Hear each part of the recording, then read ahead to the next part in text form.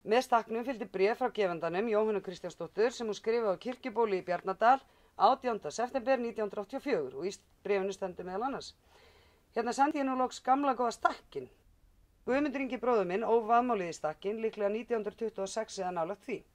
Uppistaðan hvítur bómullartvistur en ívað við spann mamma úr sauðsvörtu þeli.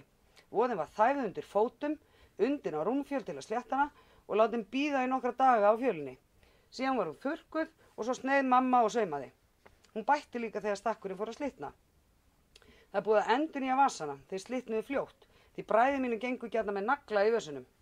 Guðmundur Ingi átti stakkinn en síðasta hlutverk hans var samt að vera mjaltastakkur á mömmu.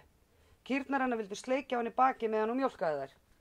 Þessi stakkur hefur nú sennilega verið orðið slitinn á bakinu áður, menn þurftu svo margt að bera á bakinu.